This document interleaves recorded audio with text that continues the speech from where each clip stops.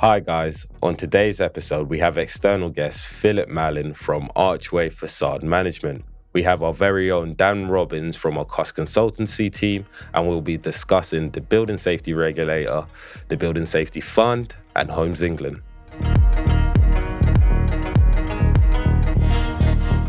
Hello and welcome to the Surveyors Lounge. I think we've upped the budget a bit. There's a bit of visuals. You can see a face to the voice now. Today, we've got some special guests. I've got my co-host Josephine with me, and we've got two gentlemen in the middle. Would you like to introduce yourself, starting with Phil? Sure. Thanks, Rashawn. Philip Mallon. I work with Archway Facade Management, specialist facade remediation consultancy. So I like to say the interface between Cladding Safety Scheme, Homes England, the freeholders, and then the delivery team as well. Thanks, Phil. I'm Daniel Robbins. I'm Commercial Director at Anstey Horne, a quantity surveyor by background. I'm part of the Project and Cost Management division. So there's circa 25 of us, and we're working on new build, recladding projects, a wide portfolio of schemes. Okay. Josephine? Yeah, as you guys know, I'm Josephine. I'm a project manager at Anstey Horne, and yeah, I'm just happy to be here. No, it's lovely. It's lovely. Actually, one thing I was going to ask both of you before we get into the topic was I was going to ask if you guys could tell us one fun fact about yourselves. Do you want to? Yeah, okay. I suppose the one fun fact about myself that probably many people know is that I'm currently learning Spanish. Oh, nice. Okay. So exactly. So badly, but I'm 2 evenings a week. Oh, nice. I've been doing it for about 2 years. Yeah. Oh, that's good. You must be really good then.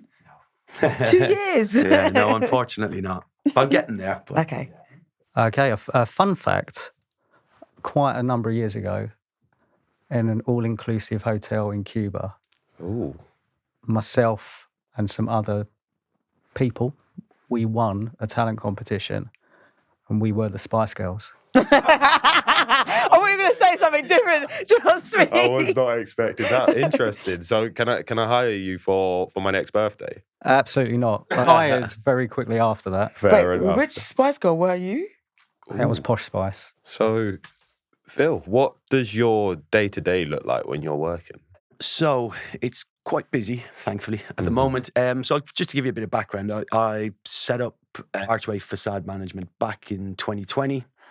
I'm a chartered surveyor by trade, and in a previous life, I used to do a lot of development management. So that was a lot of office to residential through the permitted development planning. And a couple of the buildings that I developed or converted, we had an issue with cladding. That's when I sort of came into contact with Anstey Horne, who came and done the surveys, the PAS or the FRAEW as it's now known.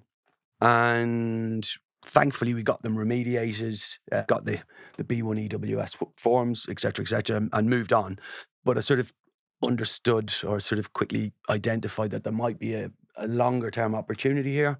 And that's where Archway Facade Management was born out of.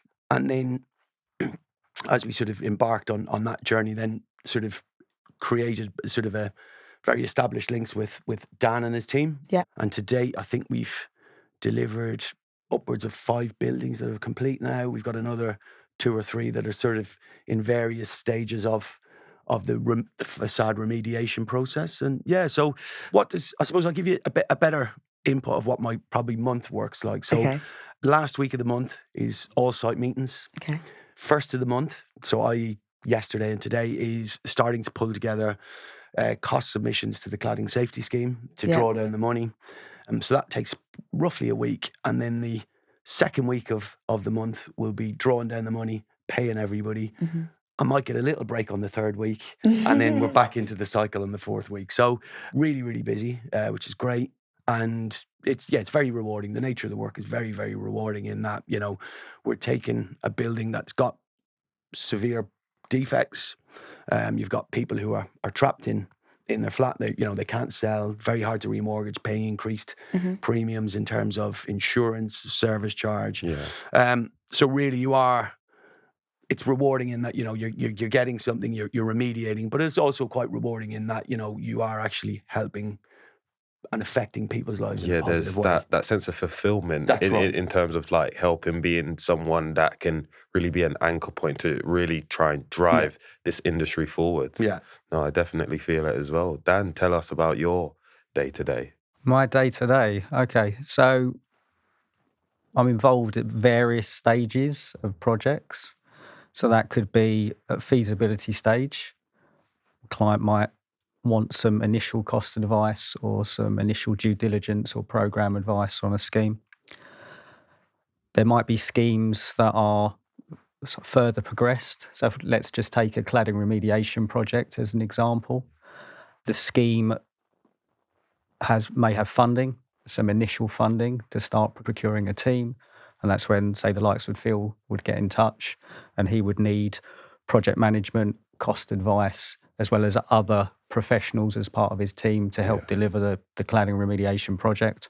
We would put together a procurement strategy, and that procurement strategy would help inform how the contractor would be procured.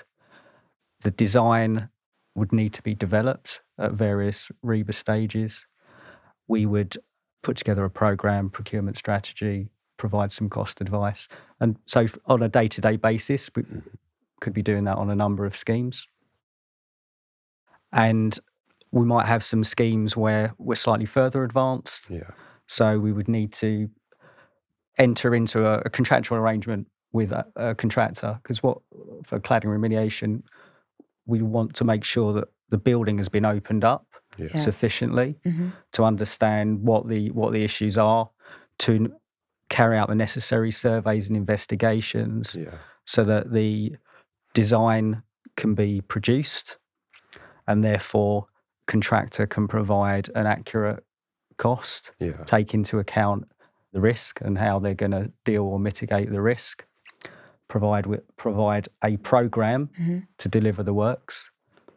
And then there are some schemes that I'm working on during the day where we're slightly further advanced. Yeah. They're on site, the contractor's underway remediating the building. So I might be in the office, or might be down on site for a progress meeting, or, for example, we might need something in addition to the progress meeting, such as a principals meeting where we're sitting with Phil and other key stakeholders, contractor and other members of the team, just to maybe not look at the day-to-day intricacies, but having a wider vision and making sure we're looking ahead and unlocking issues to keep the project moving forward. Yeah. Okay. Just a quick one for both of you. Out of all of that, what to you personally is the aspect of your job or within the project that you particularly enjoy or love as your favourite? I suppose I'll jump in there. I think what I still get a real kick out of, and it's winning the work. Okay. Yeah. So it's nice when you go and meet, say, a leaseholder, an RTM, or a freeholder, and you sort of present of what you can do. And it's quite nice when they say, yeah, look, we'd like to engage you, because I suppose it's, they're showing faith in you. So I find that quite rewarding. And then it quickly turns into, right, okay, how are we going to deliver this? Yeah. So that's generally when I pick up the phone to Dan and go, right, you need to give me your best guys, and how are we going to deliver this? And yourself, Dan? I think it's understanding, I suppose, the nature of the problem. So what needs to happen to successfully deliver the project, remediate the building, if we're talking about cladding remediation, and give the residents a fully completed scheme to give them peace of mind. And then during that process, what I enjoy is just establishing the relationships. So establishing the relationships with Phil, obviously as client lead, keeping the relationship with the fund, who are also providing support along the journey, the contractor, and the rest of the team. I mean, that's what I enjoy most now. It's kind of sort of this stage in the career is it's the people that you're working with. Yeah. And hopefully along your journey, you're working a lot with like-minded people. I was going to go back to Phil talking about, did you say you've completed 5 projects. Yeah. Are those 5 projects gone through the BSR, or are they just So they're mixture? a mix. So the first project that Dan and I started working on was a project in Hampstead called the Panoramic. Okay. If you know Hampstead, it's literally above the Marks and Spencers, right next door to the Royal Free Hospital. So a very challenging project. It was above 18 metres, and it was funded and administered or managed by the Greater London Authority, the GLA. So the BSF, or the Building Safety Fund, provided the money, but it was very much, we entered the Building Safety Fund programme in sort of 2019. I remember when we went to a seminar with the Building Safety Fund and the GLA, and because it was, there was such a, I suppose they were trying to understand how they were going to implement this funding mechanism and deliver these buildings within central London. And I remember one of the case officers said to me, look, we were building the airplane as we were taking off. Yeah. And so for the first few years, it was very, it wasn't consistent in the delivery because, the perfect analogy, they were building the airplane as it was taking off. But then from sort of 2021, it really started to flow.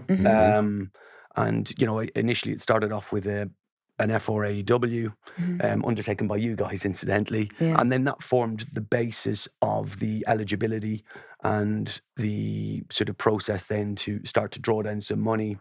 And that was over 18 metres. I think probably one of the greater achievements that probably goes unnoticed with that remediation programme is we accelerated part of the works package so we could mitigate the requirement to enter the Gateway 2 process. Okay. And I think personally that probably saved about 400,000 off the budget. Could you break that down just a bit? Yeah. So I think it was April 2024. Sounds about right. Yeah, that the sorry, Dan, that the Gateway threshold came in. Yeah. We needed to have 15% of the works completed, but at the time the guidance wasn't crystallised and there was no precedent. So nobody knew if that was 15% of your site setup, 15% of the render had been removed, i.e. 15% of the demolition or 15% of the installation. There was no firm definition. Yeah, it must be quite difficult when there isn't like a clear definition or guidance that this is the starting point or this is the end point. Yeah. So I think this is where sort of the collaborative working relationship came in. So we sat down with the case officer at the Building Safety Fund, or the GLA.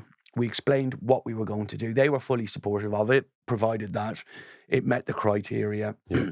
We then engaged the contractor. We then engaged the building control, most importantly, because he was the guy signing it off. Yeah. We explained to him what we were proposing to do. So we were very clear in our aims and objectives. Yeah.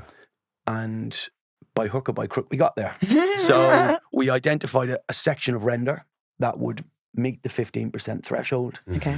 We done that, got it signed off, and we were able to start. Had we not done that, I think it probably would have delayed the project by a minimum of 12 months. Oh, wow. You'd agree with that, Dan?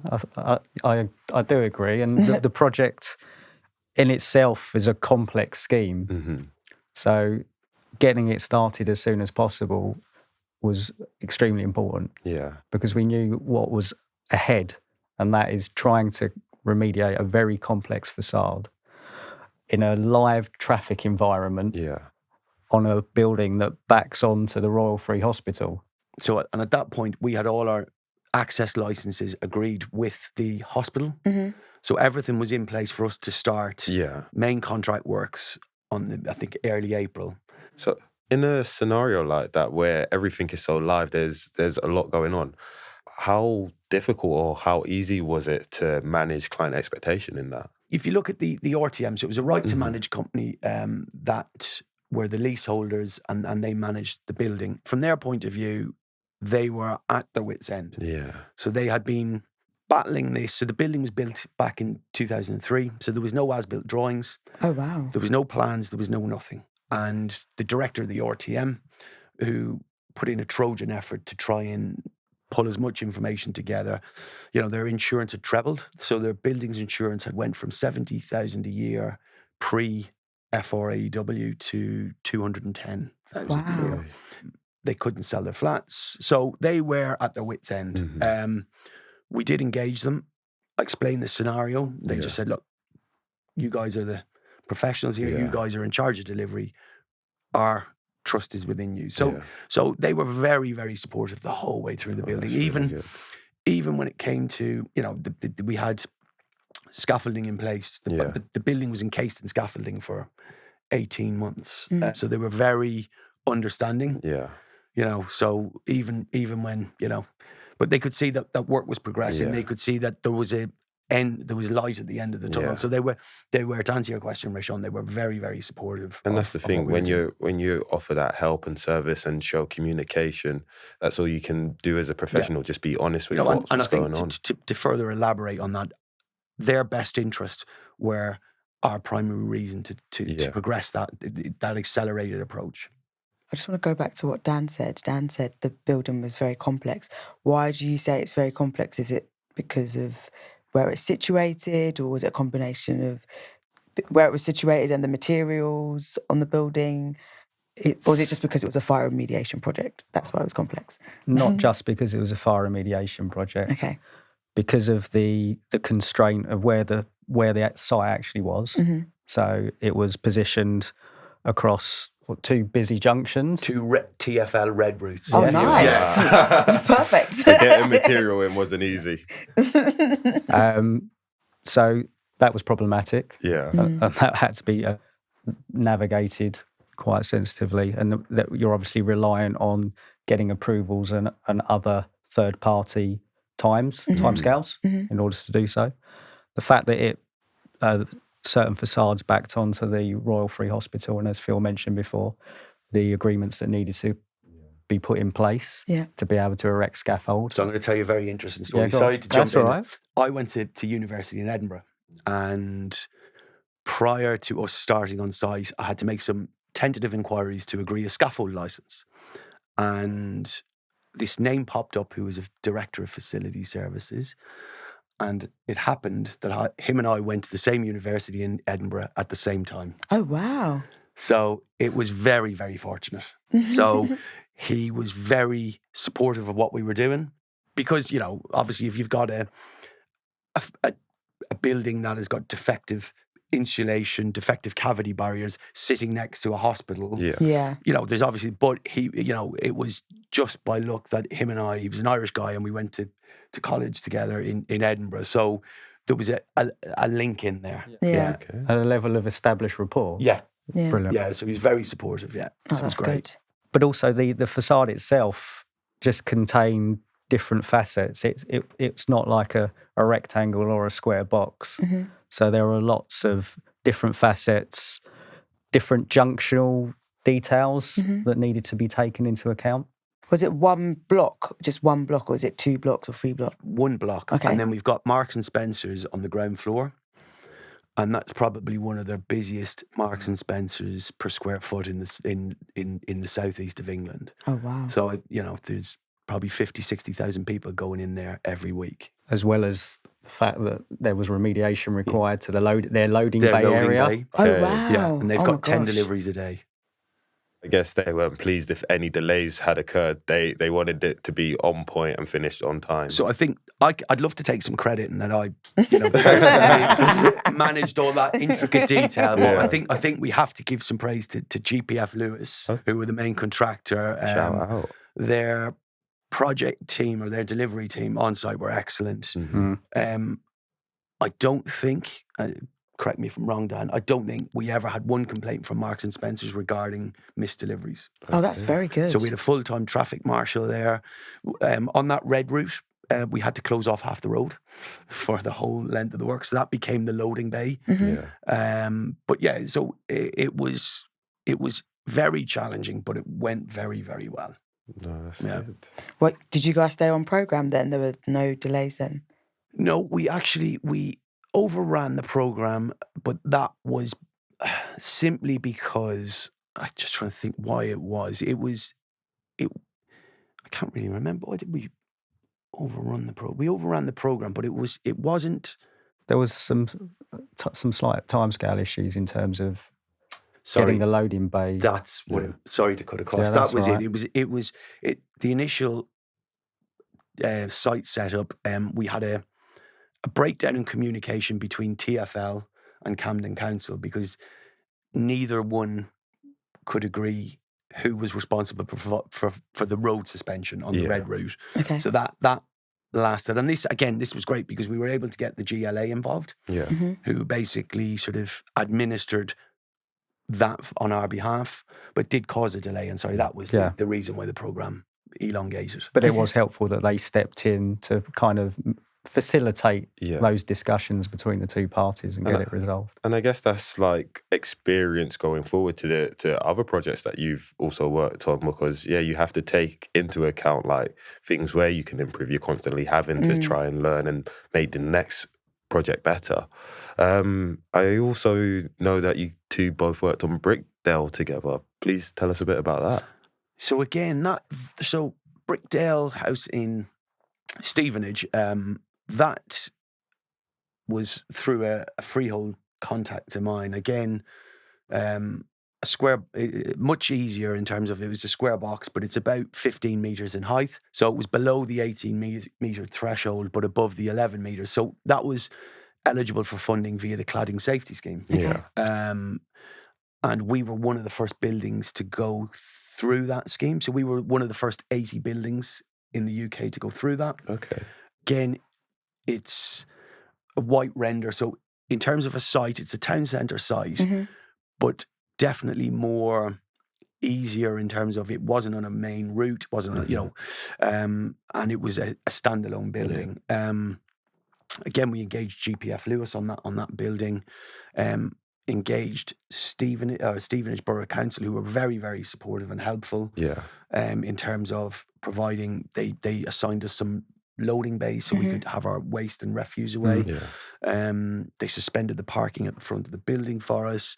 It was a really positive job, and a lot more. It didn't present the challenges that say Hampstead did.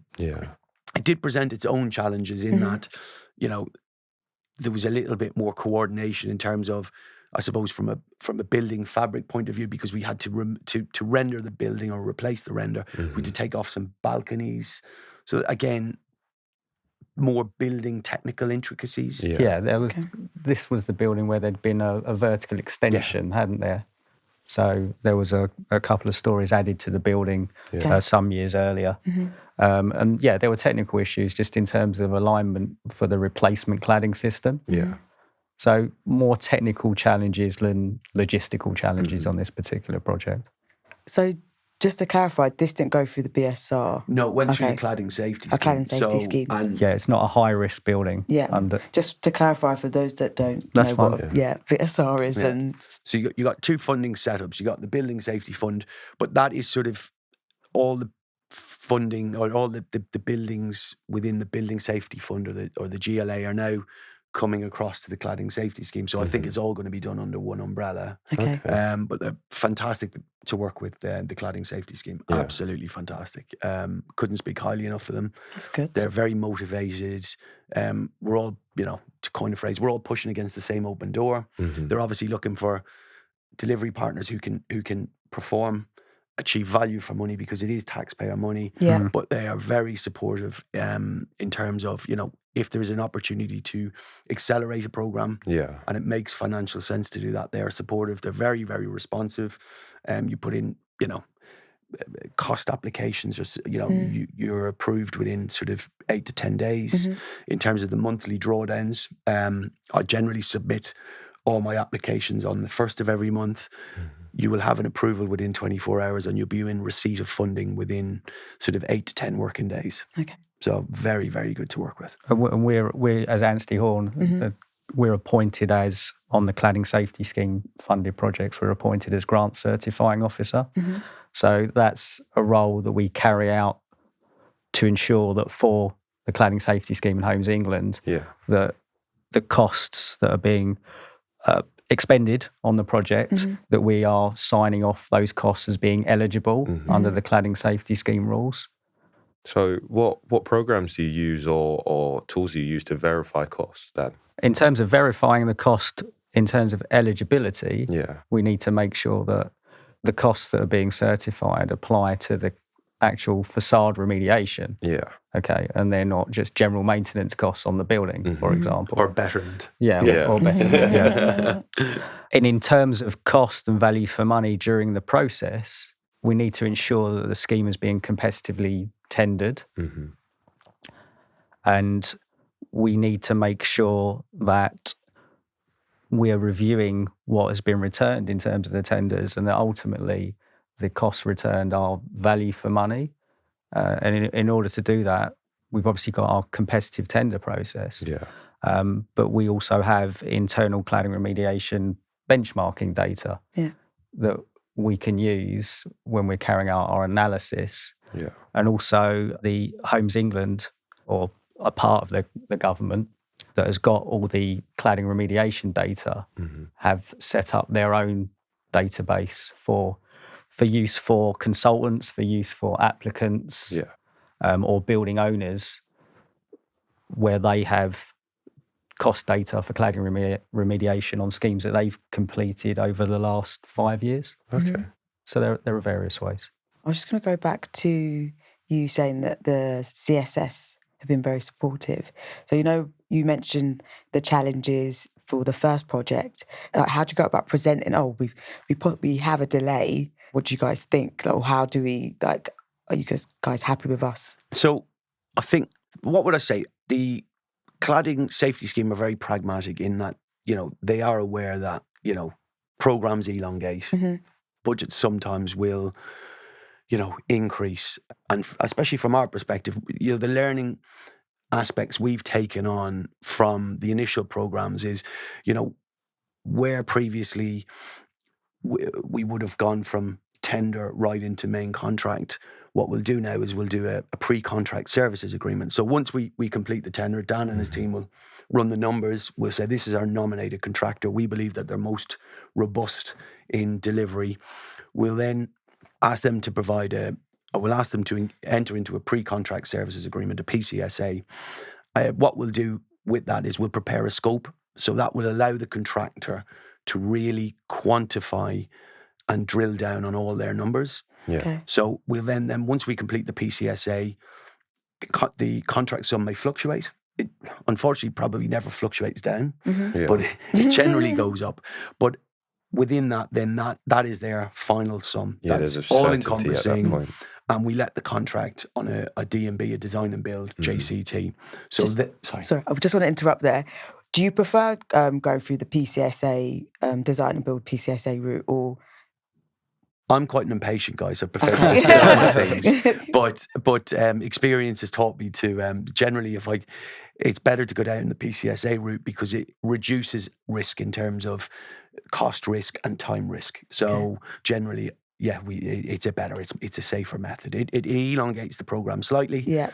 But I suppose from a cost and time certainty, it definitely mitigates those risks. The reason I ask is because most of my projects, we've gone through that route. And although it is longer, I do prefer that because, as you said, it definitely mitigates more risk than going through other routes. So if we get an elongation in time and the contractor reports a delay in the program, Dan and the team will do the assessment. Which we would have to do under the JCT contract. Yeah. We're carrying out our employer's agent role.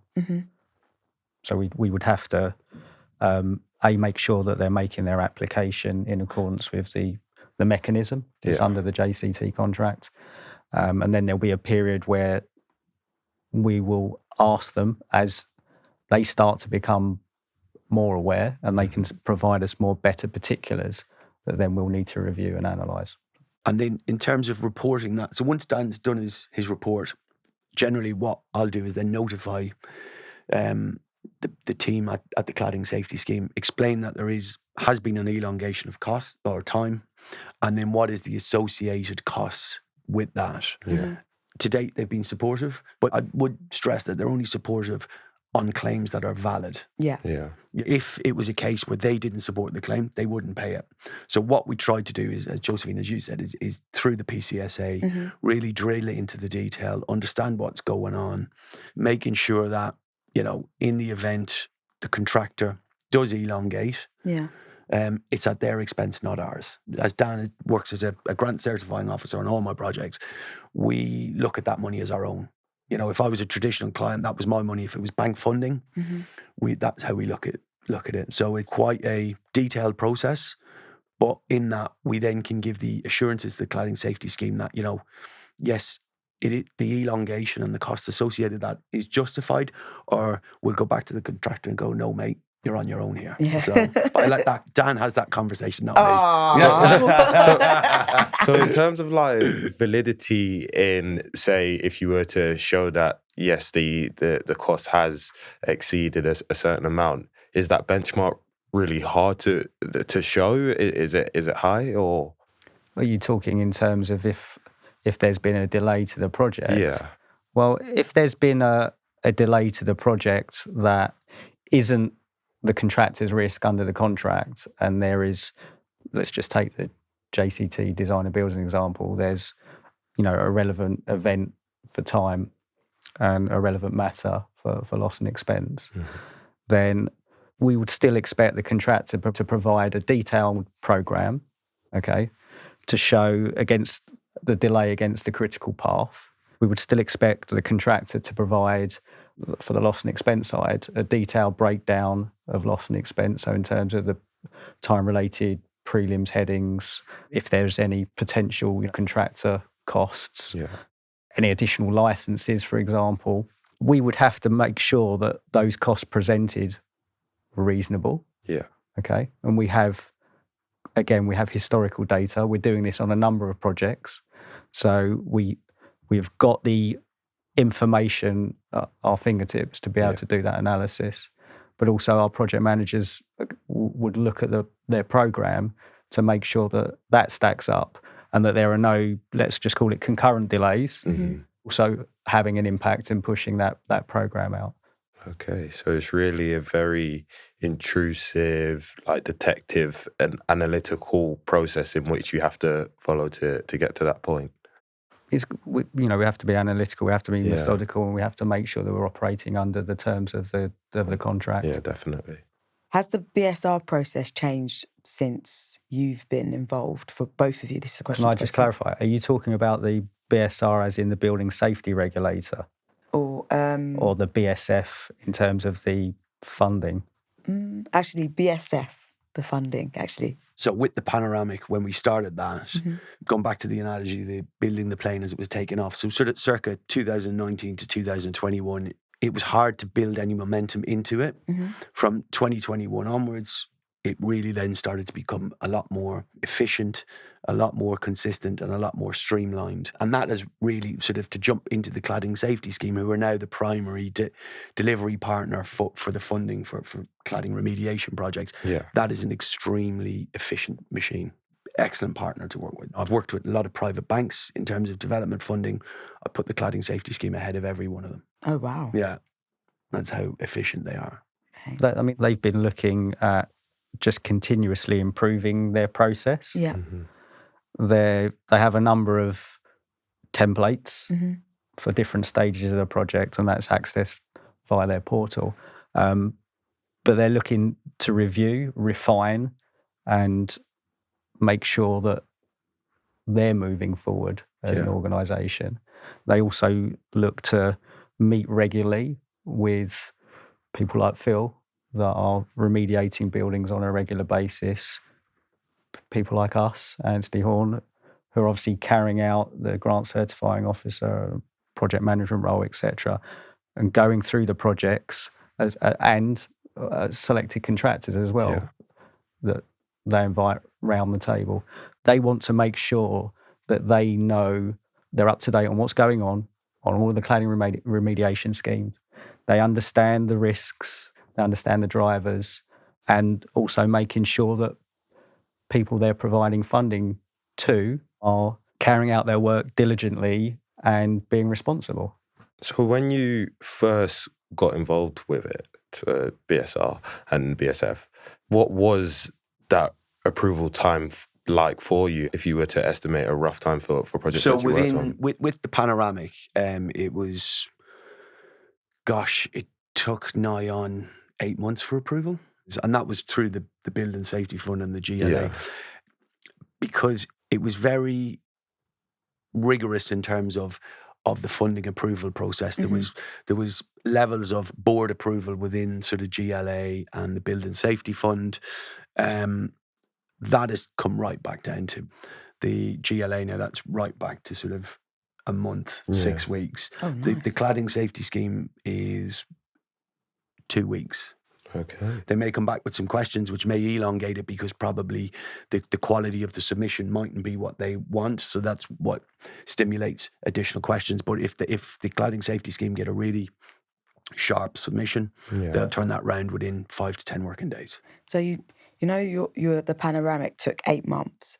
Was that you guys going back and forth with like the design, or was it going back and forth because of the cost or program? What it was there was 2 separate funding routes. So initially there was a funding route for render only, and then there was a funding route for sort of replacement cavity barriers. The panoramic has both. Oh. And at that time we were shoehorned into the wrong funding pool. So we had to come back out of that, start the process again. And because there was no precedence, it was everybody was learning on how to do things. And the funding approval board within the GLA or the BSF meet the 3rd week of every month. So if you miss one, you've 6 weeks, and then if they come back with questions, and at that point, the funding pot for the panoramic was in excess of £12 million. So it's not it's a significant amount of money. We, again, one of the first projects through that system. So, it's very much detail driven. Yeah. Okay. What does the future look like for both of you?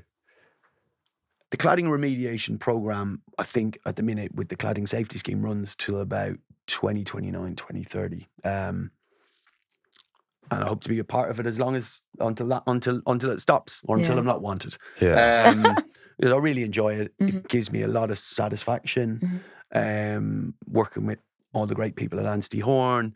Yeah, I really enjoy it. And I certainly will be doing it for as long as possible. And when the final building's remediated, I'll go back to being a boring development manager. I don't know. I might join the building surveying team at Anstey Horne. You're welcome. Yeah. And Dan? I suppose to continue doing what we're doing in terms of cladding remediation, to make sure that we are, I suppose, regularly looking back as well as looking forward, but looking back and capturing lessons learned from completed schemes, things that we can implement on projects going forwards, doing the best job that we possibly can, and making sure that we maintain and build on the relationships that we've established to date. Yeah. What is one key lesson? Sorry, this is not part of the question on my list, but what is your one key lesson that you've learned from the projects that you've worked on together? Well, this question to both of you, actually. So, yeah. I think addressing, if an issue is communication, and addressing an issue and getting the key people together that can help resolve that issue, get that done straight away, and make sure that you're progressing to ensure that you resolve that issue, but that you're involving the residents, that you're involving key stakeholders, that you're keeping the fund, Homes England, Cladding Safety Scheme, Building Safety Fund, etc., but you're keeping them abreast of what's going on. I think that's where sometimes things can become unnecessarily complicated. Yeah. It's when you're not proactively communicating and moving things forward. Yeah, I'd echo Dan's words there. I think, every project's always going to have problems, okay? It's about managing those problems as and when they arise, trying to find a sensible solution that works as quickly as possible so you can move on to the next problem. And communication's key. probably a little bit of patience on my part. Again, rushing to try and get to meet targets, but I suppose that's my job. But certainly communication's key. Communication is really, really key. I think I've just got one more question. Because the industry is constantly changing, evolving, what piece of advice would you give someone coming into our industry today? Well, they say because of AI, tell the younger generation to learn a trade. It's not bad. Yeah. I'll tell you exactly what piece of advice I'd say. Okay. Don't be too wedded to what you're doing today, because in 10 years you might be doing something completely different. That's true. I started off in property management way back about 20-something years ago, moved to London. It was the only job I could get at the time because it was the financial crash, and enjoyed it, but always had more of an interest in project-related work. And lo and behold, now here I am today. So that's the only thing. If somebody's coming into it and they're sort of, they're not sure on what they're doing now, don't worry about it. Get a broad level of experience and just keep knocking on the door. But I would also add that they should, whatever they're doing at that point in time, immerse themselves into it. Yeah. Learn from people with experience, have face time with those people, and ask lots of questions, because that's the way you're gonna learn, and you're gonna progress in whatever direction you decide to go. Yeah. And by the way, when Dan says FaceTime, he doesn't mean an iPhone. That's silly. That was really good, guys. Really enjoyed the first visual episode. Thank you for making us feel at home. Yeah, no, very good. Good. Very, very good, guys. Oh, thank you. Yeah. Well, I guess we'll sign out with the Surveyor Lounge. I've been Rashawn. And I've been Josephine. Philip. And I've been Daniel. Thank you. Thank you. guys. Thank you for Really listening. appreciate it. Cheers. Thank you.